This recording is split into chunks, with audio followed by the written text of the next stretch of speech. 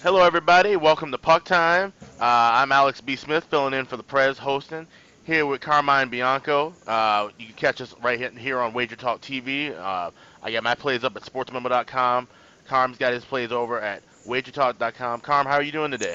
Not bad, man. How's it going? I'm working remotely today, so I'm at a wing place about 30 minutes from home. Just ordered some food, cold Nice. drink. Yeah. You already got the lunchtime rolling. That's making me hungry and thirsty. I've got a nice Rickards Red here. What kind of beer is that? Rickards Red. What is that? Hey, we got a nice slate of games tonight, eh? Yeah, we do. We got a really good slate of games. I mean, this is the last big Tuesday we have. As within the final week of the regular season and stuff. A couple things to promote. One, you can get any of the handicappers that do hockey. So myself, Carm, Dave Koken, Andrew McInnes, Prez. You can get all of our plays for the rest of this week for just $35 using the promo code PuckTime.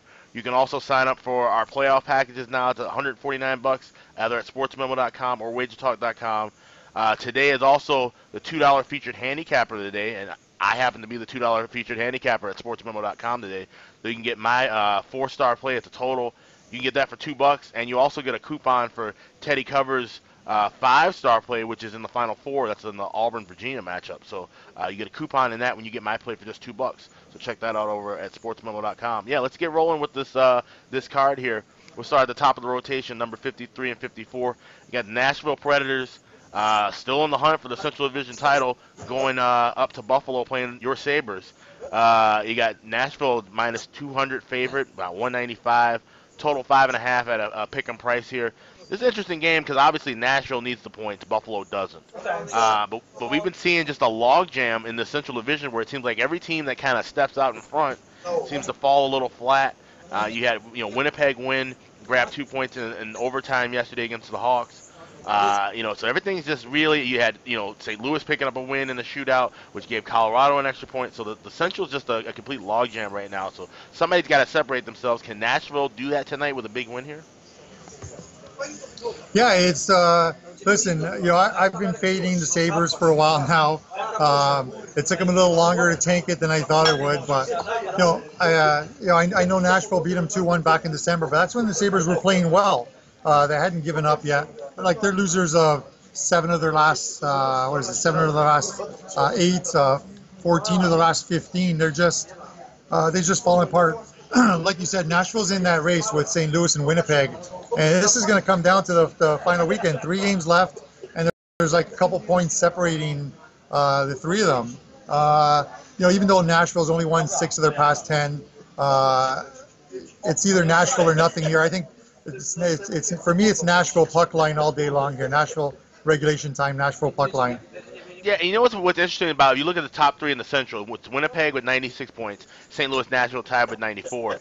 Nashville has Buffalo tonight, where Winnipeg has Minnesota tonight. St. Louis has Chicago tomorrow. So Nashville kind of, in a way, has an easier road, not only because they're playing the weakest of those 3 teams, but obviously Minnesota and Chicago, since they're out of the playoff race, probably want to disrupt things for Winnipeg and St. Louis a little bit more. Where that might not be the case in the Sabres locker room mind. Try to move things along in that sort. So so that should be an interesting game. Go to the next one. This is a game I'm really interested in. Boston Bruins traveling to Columbus, taking on the Blue Jackets. Obviously, we know the Blue Jackets desperately need these points here to stave off Carolina and Montreal in that wild card race. Boston already set in where they are, but they played a little sloppy defensively in that game against Detroit. And that had to be a bit of a cause for concern. Obviously, things will be different in the playoffs when the intensity is ramped up, but I would think Boston would not want to have a night like they did the other night and allow 6 goals here. So I think it could be an interesting defensive battle here. Obviously, Columbus, we've seen them pick up shutouts left and right, it seems, in the last several games. So this is going to be an interesting matchup because when these 2 teams played before, they played twice in the span of 4 days. You had a big 7-4 win for Boston. Then Columbus turned around and get a 2-1 win. So, Carm, what do you think about this game here? Hey, it's one of those things, like you mentioned. Like, listen, the Bruins have looked a little flat, maybe a little tired the last couple of games, but it has more to do with they're just waiting for the playoffs. It's not like they're limping into the playoffs like we've seen some teams do in the past. Second place is virtually locked up over the Leafs. I think they need like a point to do so. And once the playoffs roll around, it's the Bruins team that's played so well this year is what we're going to see in the first round against the Leafs. Columbus is, like you said, they've got a 2-point lead over the Canadiens. I think it's a 2-point lead for that wild card spot, and they've had a good stretch. 5 games where they've won all 5, outscored the opposition 24-4, with 3 shutouts. They're playing well right now. I'm going to lean on Columbus just because this game means a little bit more to them. I think their intensity level is just going to be amped up that much more tonight against the Bruins. Yeah, it's gonna be a loud nationwide arena too. Yeah, it's 2 points that separates. You got just between Columbus with 94, Carolina 93, and Montreal 92. So, like I said, that's gonna definitely come all the way down to the wire with all 3 of those games in action, and all 3 of those teams, I should say, rather, in action tonight. We'll go to the next one. Speaking of team looking to try and get their playoff positioning together. Pittsburgh Penguins on the road against the Detroit Red Wings. Red Wings have been super hot as of late. It's a shame they're not going to be making the playoffs. I'd love to be betting this team, longer than this next week, several weeks or so. But they are plus 180 home dog against Pittsburgh team that, like I said, it's basically now a battle of who's going to get that home ice in the Metropolitan. And it seems like the Islanders could run away with it here. They don't play again until Thursday, though, so this is a huge game for Pittsburgh to try to even things up at 99 points in the division and try to get that second spot here. Carm, what do you think on this one? Yeah, it's just sort of the things with the Pens. 2-3 weeks ago, we were worried about whether the Pens were going to make the playoffs, right? But right, yeah. They've run off like a 10-3-2 run their last 15. And Isles lost last night to the Leafs, so like they're only two points back of the Isles for second place. Washington's pretty much got that division under wraps. But yeah, second place and home ice in the Metro sort of means something. So expect the Pens to play well tonight. The odd thing is Detroit's playing the spoiler role right now. You know what I mean? They're enjoying it. They haven't actually given up, and they've won the last 6 games in Detroit against Pittsburgh. So you've got to kind of throw that in there. I don't know. It's a pass for me. I just don't want to lay 190 right now with Pittsburgh on the road. It might be a little different if they were at home. It's just one of those games I'm going to pass on just because of the fact that Detroit doesn't. They're not making the playoffs, but they don't know the season's over, and they're playing that spoiler role. Maybe they caught Boston playing flat, or maybe they just played well enough to beat the Bruins, and they could do the exact same thing to the Pens tonight. For me, this game really is a pass, laying that amount of juice on the road. Yeah, for me, it's a slight lean with Detroit here. Like I said, they've won 4 of the last 6 meetings with them, and they've won, I think it was 5-2 the last 7 in Detroit. So yeah, like I said, so the Wings have played them well. The Wings have been playing everybody tough. I've cashed some big tickets with them over this nice little run that they've had. So I would lean with Detroit. Like I said, I think they're really relishing playing the spoiler role, trying to get things rolling for next year. And Detroit's definitely a team, if they can keep this up and they make some positive changes in the offseason, Detroit's a team we'll be talking about again back in that playoff mix for sure.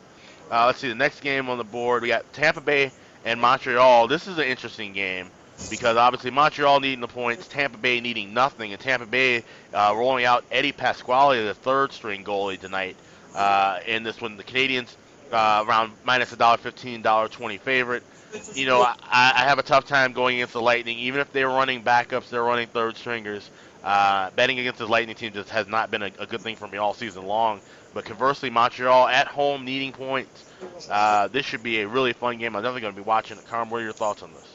Yeah, it's tough to get in front of that Tampa train, and I've tried it a couple times in the past couple weeks and burnt both times, and then they go and drop one in St. Louis, when I stopped trying to fade them. But right. They're the best team in the league. They've got it locked up, 124 points.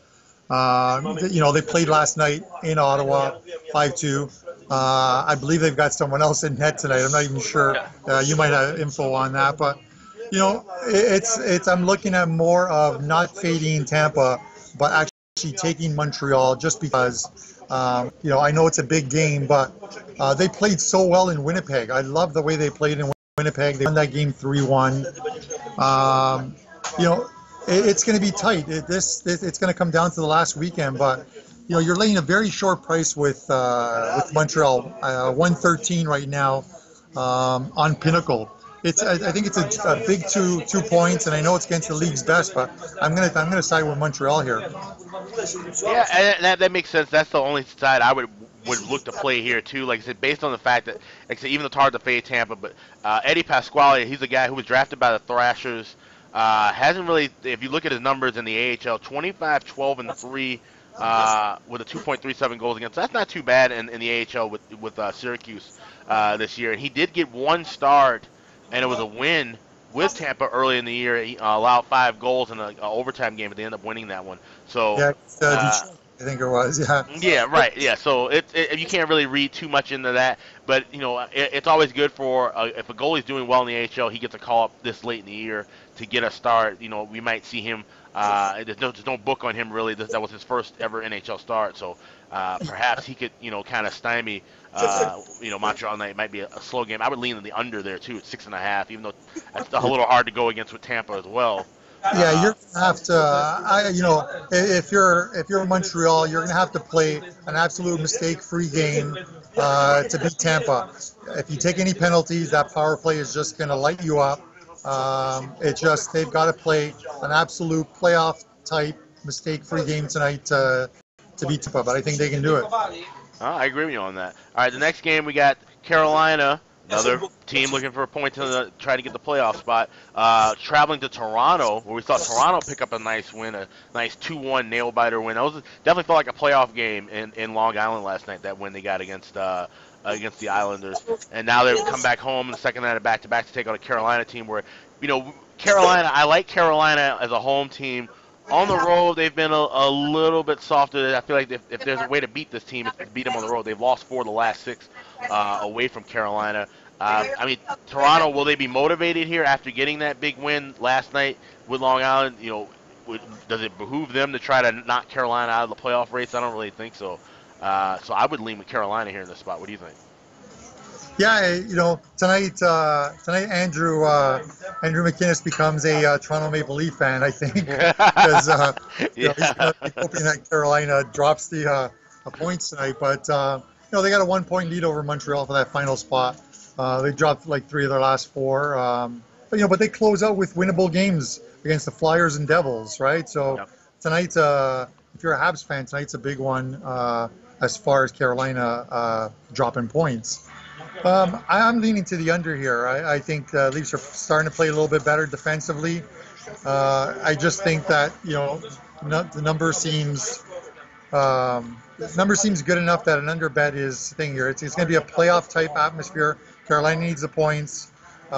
Leafs are pretty much closing out their season. Slight hope that if Boston completely tanked it their last 3 games, the Leafs could get into that second spot, but it's not going to happen. No. I'm leaning on the under here, and hopefully the Leafs to win and help out the good folks of Montreal. Sounds good. You guys are watching Puck Time here on WagerTalk TV. Carmine Bianco. I'm Alex B. Smith, filling in for Prez. You can get my play for just $2 a day. I'm the $2 featured handicapper over at sportsmoment.com. Carm, what package you got up today over at WagerTalk.com? I've got one spot play up tonight in NHL. It's a side play. Been running pretty good. It's been a good year, but we've picked it up again. I had the Vegas Golden Knights last night minus a puck and a half. And they got that short-handed empty netter with 6 seconds left. Sometimes you need those. Sometimes they go against you. Sometimes they go for you. And win for us last night in a 3-1 win over Edmonton. Nice, yeah. Empty net magic, as I like to call it on Twitter. That's it's always been a help when you have the puck line for sure. All right, let's get back to the card here. We got Winnipeg and Minnesota. This is a game I probably could get free tickets to this game because I don't think anyone wants to go see the Wild at this point now. You got a Wild. They're minus $1.20, $1.25 favorite at some spots. But I see money coming in on Winnipeg, even though it's the second night of back-to-back. Like I said, coming off of that tough loss, or tough win rather, I should say, in overtime, they almost blew it completely against the Hawks late in that game. But they got the OT winner. Like I said, points at a premium because Winnipeg's trying to close out that division. They do have a 2-point lead over Nashville and St. Louis. They've got to keep their pedal to the metal, in my opinion, and I think they should be able to do it here. And there's going to be a lot of Jet fans that come down here to St. Paul. It happens quite often, so I expect a huge Jet crowd, and I think they should be able to take care of business here down the road here in St. Paul. What do you think? Yeah, this is it's sort of a funny game, because I'm looking at the Jets, and when I talk about like teams limping into the playoffs, Yeah. it just seems like this is Winnipeg right now. They haven't playing well at home. I know they went onto the road and they got the OT win in Chicago, but they pretty much close out on the road. They have no home games left. They close out in Colorado and Arizona, and those teams could still be playing for a playoff spot. Right. Come the weekend.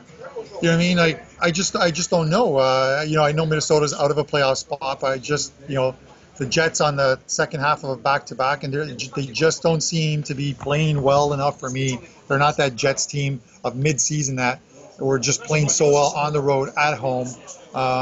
Usually when a team is limping in, and they've lost like 4 of the last 5, I think. They dropped 3 of the last 4. I don't know, man. It's just I'm just not sold on the Jets just the way they're playing right now. They could turn it around, but I had a slight lean personally on Minnesota tonight, laying a small number. I thought it would come out at like minus 110. I'm seeing like minus 125 right now. Right.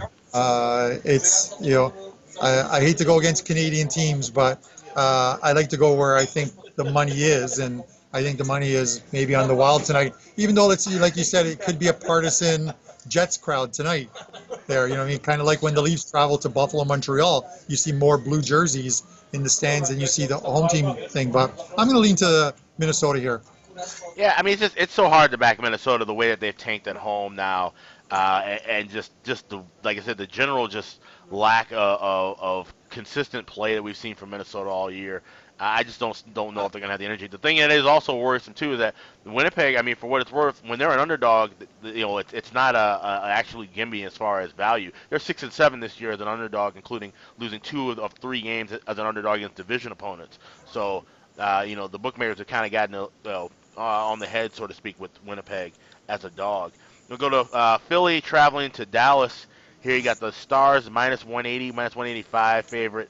Total at 5.5. We've been, of course, seeing 5.5s with Dallas for like a week and a half now, and that's probably going to continue to roll here. But juice to the under. This is interesting. I want to play this game over. I know, and that's not really always the best thing to do with a Dallas game, but just something about this game just screams over, especially with Khudobin playing more. And I talked about this on yesterday's show about you have these goalies that are playing their career high in minutes. You have to start worrying about them almost like pitchers at the end of the season in baseball, where it's like, if you're wearing them down a little bit. And Dallas playing in a lot of important games night after night. You wonder if they start to wear a little bit. Philly has won 10 of the last 15 on the road, so maybe they give a halfway decent effort, and maybe they're a little bit lackadaisical like usual on defense. So I lean to the over here for this game. Yeah, no, I'm with you on that. You're getting some plus money on 5.5 on the over. I can't make a case for Philadelphia whatsoever. If you made the NHL season a horse race.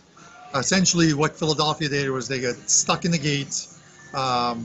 They rushed up to try and take the lead, which they did, having that 25-game stretch. And then they just, in the stretch run, they just ran out of steam. Right. And this is what has literally happened. If we're looking at the NHL season as a horse race, is the Flyers have just completely run out of steam. They've lost is it 7 of the last 10? Yeah. It's just, when you play that high intensity level for as long as you do, it wears on you. We saw with St. Louis, they had that unbelievable run when they started to play well. They tapered off. They went like 4-4-2 over a 10-game stretch, but they have sort of picked it up, and they're playing well enough to have made the playoffs, and they still have a shot at the division. But for me here, it's Dallas regulation time. If you don't want to lay the number, which currently sits at, I'm seeing 185, and lean on the over, getting plus money at 5.5. Yeah, I like that Dallas regulation too. You can find it minus $1.15, minus $1.20. That's definitely something I would look at. But I like that. I think that over has a chance to hit, which is rare to say when you're talking about Dallas. But we got another big playoff game. Well, a game with playoff implications here.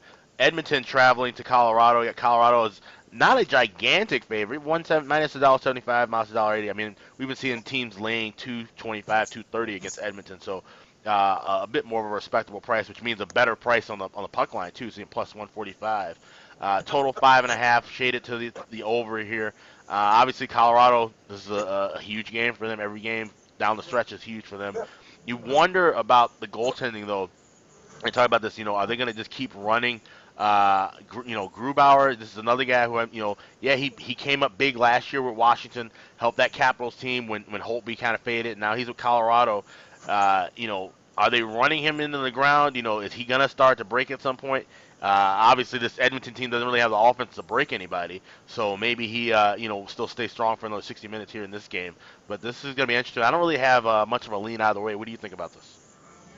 Yeah, it's another weird one. The Oilers obviously played last night, lost in Vegas, but it's unbelievable that a team with two guys with 100+ points in Draisaitl and McDavid are nowhere near making the playoffs. Yeah. It just tells you how it's like one or two lines or nothing else on that team. It's a little tough, I can't take Colorado no matter how important this game might be to them, laying $1.82 tonight. The Oilers have won, I think, the last 4 in Colorado. I think they've gone 7-2-1 their last 10 in Colorado. Plus 164. If I was going to take a shot on a dog tonight in any of these games, this might be a good spot to take one. Yeah, it's interesting. 3 of the top 4 points leaders will not be in the playoffs. It's Connor McDavid, Patrick Kane, and Leon Draisaitl. So that's an interesting stat. And if Colorado should fall, then Nathan McKinnon, 7th in the league in points, so he won't be there either. So like I said, this is definitely a tight game. And like I said, from a dog perspective, it might be worth looking at with Edmonton. That's the thing, is Edmonton's such a weird team to read because they have the talent. Like I said, they have goals. McDavid and Draisaitl are 2 guys that can steal a game on their own. The thing is, they just aren't getting the solid goaltending. The defense isn't there, so it's really hard to back them even at a plus price sometimes. So we got 2 more games left on the board. You got LA going up against Arizona. Now this is gonna be a really interesting game. Obviously, Arizona needing points to stay in the division in their wild card race, but LA's been a team. It didn't work out last night, but LA's been a team that's been playing division opponents tough. They have still won 4 of the last 7 meetings with division teams, and the fact that they got embarrassed last night against Calgary in that third period, playing against a bunch of guys from the AHL because Calgary rested 7 starters. It pretty much seemed like they had partied in San Jose the night before and still ended up with a third period explosion, winning that game 7-2. So, do the Kings, do they try to bounce back from that embarrassing loss and try to, play spoiler here in Arizona, or are they just going to kind of fold it in now at this point the rest of the way? What do you think? Yeah, I think from this point forward, they played well. They won 4 of 6 prior to last night's game. I think they kind of folded up from here on in. I think it's another one of those ones where the Coyotes' intensity level is going to be ramped up tonight. It's a much bigger game for them. They won 8 of their past 10, 11 of the last 15 at home. They're playing well. Never want to lay that type of juice. So for me, it's regulation time with Arizona and a puck line wager as well too. And that's likely what I'll have as a couple additional client plays tonight. 2% plays on WagerTalk is Arizona and Arizona puck line out there for clients. Nice, awesome. Yeah, like I say, you can get all of Carm's plays over at WagerTalk.com. You got, is there any soccer stuff you got going on too? Yeah, I got an afternoon one, but it's off the board now. A couple games, so the card's off the board now. The first game started at like 1 o'clock, so I'll have to check some scores once we're done here. Right, I got you. Yeah, but definitely check out Carm's got soccer and hockey's got a bunch of stuff going on WagerTalk.com. I'm over at SportsMemo.com, except I'm the $2 featured handicapper today over at SportsMemo. So you get my play for $2, and you get a coupon for 60% off of Teddy Covers 5-star play, which is in the Final Four this weekend. Which I don't know about you, Carm. I'm tired of hearing about the Final Four. I'm here in Minnesota, so I'm hearing about all the things they're building over in Minneapolis and all this stuff, and it's just like I'm just ready for the games to get here. It's been a fun tournament. The good thing is it'll end and the NHL playoffs begin, which is great. So exactly, yeah. The transition is always perfect. This is a great time to be a sports fan and a sports bettor. Let's wrap it up with the final card on the board today. San Jose, oh man, it seems an absolute mess. Talk about backing, they're rolling into the playoffs on the ground basically. There's a short road favorite here against Vancouver, and Vancouver looked like they were playing. They were kind of what we were saying about LA. They were playing division teams kind of tough. Had this long home stand to end the year.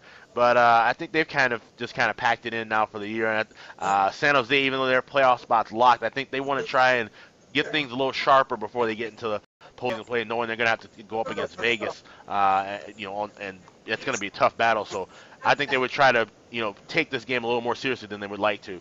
What do you think? Yeah, you know what I mean? Like, I agree. I can't really make a case for some of these teams on the card tonight, but, Sharks look like, again, like a team that was limping into the playoffs as well, too. But injuries had a little to do with that as well, too. You look at the line. If they were actually playing for something, the line would probably be 30 to 40 cents higher than what it is right now. That's true, they're not that 2 spot. They're going to host Vegas in the first round of the playoffs. But I think they sharpen it up over the next couple of games. I think they get the win tonight. You're laying a short price with them. I'm seeing like 145 right now. So I would take the Sharks. Yeah, I would even look at playing them in regulation. You get even money or plus 105 with them in regulation. I think they should be able to handle Vancouver pretty easily. So, yeah, that's the whole card. Ran it down. Carm, thanks for joining me. I hope you enjoy your wings and your beer. I need to go get lunch myself. I'm probably going to get Chinese food like I usually do. But, you guys, like I said, check out Carm's plays over at WagerTalk.com. Check out my stuff at SportsMemo.com. Tomorrow, it's going to be me and Dave Koken. And then Thursday, Carm, you'll be back, and then we'll have Andrew back on. And then I still don't know what's going to be planned for Friday. We might have something special for what will be the last regular season episode of PuckTime. I don't know. I'll figure it out. I'm just kind of winging it here as the host this week. Winging it. I love it. There's that's a nice pun. I'm glad you saw what I did there with that. Yeah. So, all right, everybody. So, yeah, check us all out at WagerTalk TV. Check out all the other shows. Check out all our plays, all the free plays and stuff. And we'll see you guys tomorrow. All right. Good luck, man.